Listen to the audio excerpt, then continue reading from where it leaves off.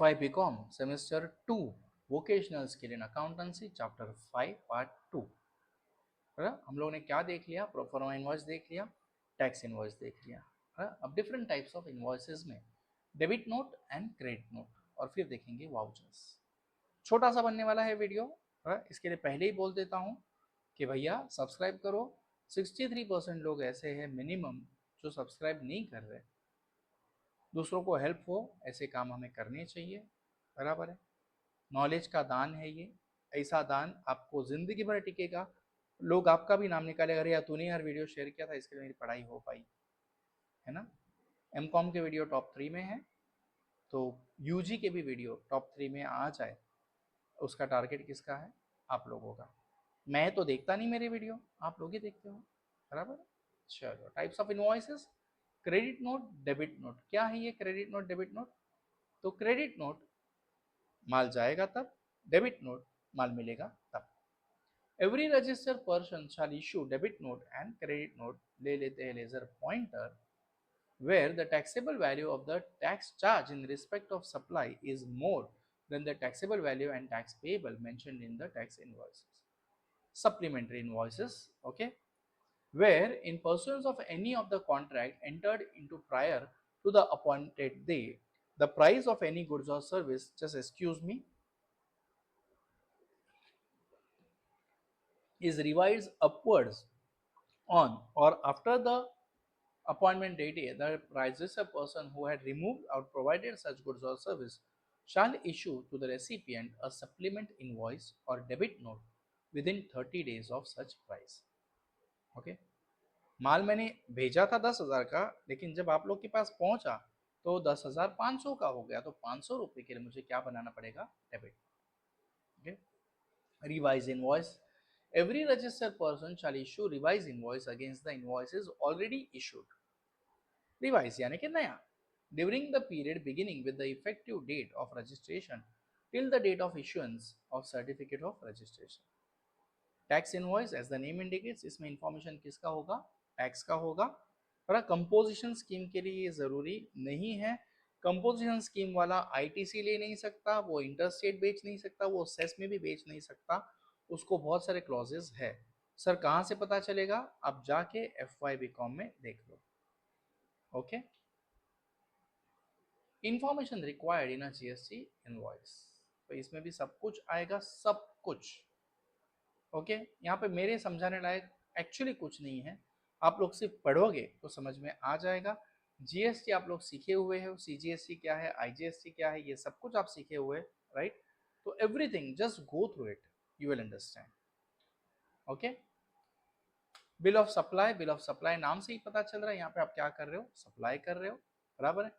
A registered person supplies exempted goods or services or both by paying tax under composition scheme shall instead of tax invoice issue bill of supply। तो मैंने बोला ना कि composition scheme वाले के लिए बहुत लफड़ा है, तो वो क्या देता है? Bill of supply. वो इनवॉइस नहीं देता, वो क्या देता है? Bill of supply. इसमें भी वही सब चीज है, particular to be mention, name, address and GSTN number of supplier, unique serial number of financial year, date of issue, name and address of GSTN or recipient, HSN code, बड़ा, description of goods, value of supply, discount अगर दिया है तो वो, signature of electronic signature. Okay, what are the relaxation in case of bill of supply? Value less than 200। Okay, non requirement of signature और digital signature, relaxation of serial number and address of customer, deemed to bill of supply, consolidated bill of supply, invoice cum bill of supply, and relaxation in case of HSN code और HSN। Okay, तो ये सारी चीजें उनको relaxation मिलती है composition scheme वालों को, क्योंकि वो लोग बिल ऑफ सप्लाई देते हैं, टैक्स इनवॉइस देते नहीं है। whereas टैक्स इनवॉइस में everything is compulsory, you need to mention each and every detail. Types of vouchers relating to received and payment. Okay, तो वाउचर्स अब मैं भी बनाऊंगा, बड़ा, कॉलेज में कुछ ना कुछ लोगों को पैसा देता हूँ, खर्चा हो जाता है, तो मुझे डेबिट नोट बनानी पड़ती है, वाउचर बना, डेबिट वाउचर्स बनाने, क्रेडिट वाउचर बनाने पड़ते हैं। Okay, these are the vouchers which you need to prepare. What are vouchers? Vouchers are the proof of your original transaction. जब मुझे बिल नहीं मिलता है, नॉर्मली क्या करता हूँ, मैं गया कहीं पे कुछ खर्चा किया, वो बिल बताया कॉलेज ऑफिस में, कॉलेज से मुझे पैसा मिल जाता है। लेकिन मैंने खर्चा किया, मेरे पास बिल नहीं है, अभी मैं रिक्शा से ट्रैवल किया, रिक्शा वाला थोड़े बिल देता है, तो क्या करूँ? वाउचर बनाऊंगा ट्रांसपोर्टेशन। वड़ा पाव खाया, वड़ा पाव वाला थोड़ी बिल दे रहा है, लेकिन खाया, खर्चा किया है, मुझे कॉलेज से पैसा लेना है, तो मैं क्या करूंगा? वाउचर बनाऊंगा। Okay, so vouchers are the proof of the original payment that you have made. You authenticate it कि मैंने ये खर्चा किया हुआ है। ओके, in practical life sometimes the supplier receives advance payment from the person who will receive goods and services later on। ये यार फ्रॉड वाले कॉल करते, बट इनको मेरी याद आ जाती है शाम को, चाय नाश्ता किया कि नहीं किया पीयूष, पूछते बेचारे, देखो कितना केयर कर रहे मेरे लिए ना। शादी नहीं की ना मैंने, इसके लिए मेरी केयरिंग के लिए कंपनी वाले हैं। Later on, in case no supply is made, the amount may become refundable by the supplier। Section 31(3) provides the issue of vouchers in relation to such receipt or payment। These are as follows। Receipt vouchers, नाम से ही पता चल रहा है, a registered person shall and receipt of advance payment with the respect to any supply of goods or services or both issue receipt voucher or any other document containing such information as may be prescribed evidencing the receipt of such payment।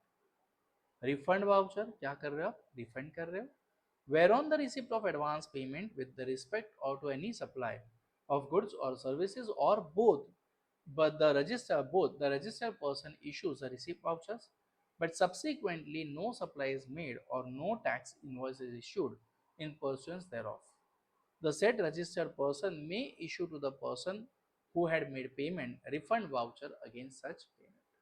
Okay, payment voucher नाम से ही पता चल रहा है ये क्यों है, payment के लिए है कि मैंने ये पेमेंट की हुई है, तो उसका ये प्रूफ है।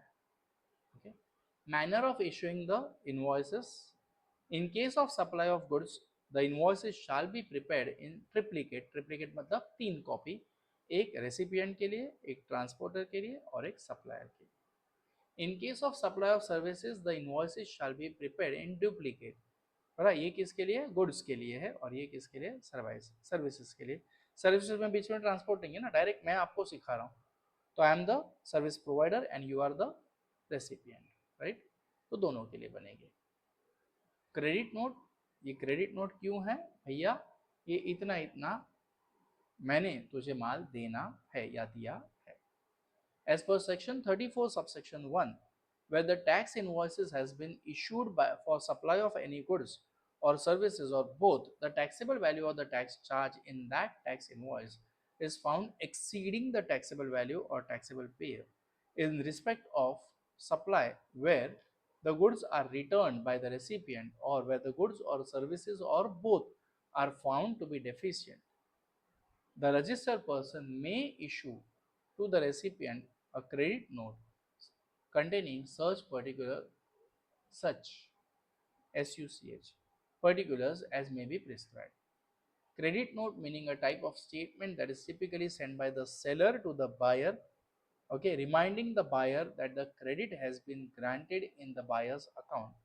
For example, if the seller sells 10,000 units, okay, of a product and buyer discovers 1,000 units are faulty, the seller may send it a credit note to the buyer requiring payment for 9,000 units। Okay, credit note deficiency में होता है और debit note access में होता है जब आप दे रहे हो माल। ओके, तो ये थियरी आपको पढ़नी है, दिमाग में फिट बिठा के रखनी है। अगर यहाँ पे कंफ्यूजिंग लग रही तो आप SYBA open elective GST playlist है, उसमें जाके डेबिट नोट क्रेडिट नोट एकदम सिंपल लैंग्वेज में सीख सकते हो, क्योंकि वहाँ पे मराठी में सिखाया हुआ है। ओके, और शॉर्ट था, वो ओपन इलेक्टिव में था, तो इतना डिटेल में मैंने नहीं बताया था।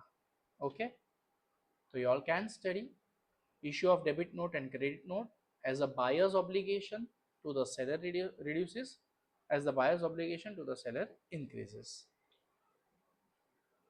रिवाइज इनवॉइसेस यानी कि चेंज किया हुआ पुराना बिल वापस लेंगे और नया बिल वापस देंगे, invoice.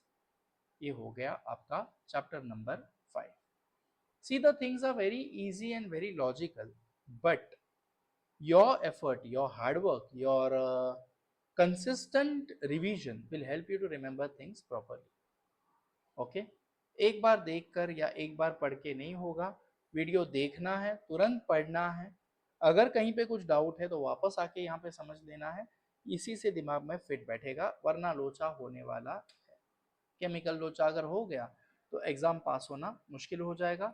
Those who are in SY now, please give your same 2 KT very sincerely.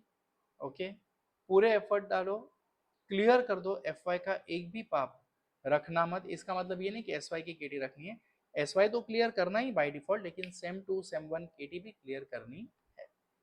Okay, so that TY you can concentrate only on your TY studies. Thank you very much. Keep growing, keep going, study well. Regular practice will help you to score good marks, and you can go ahead in life too along with your academics. Thank you.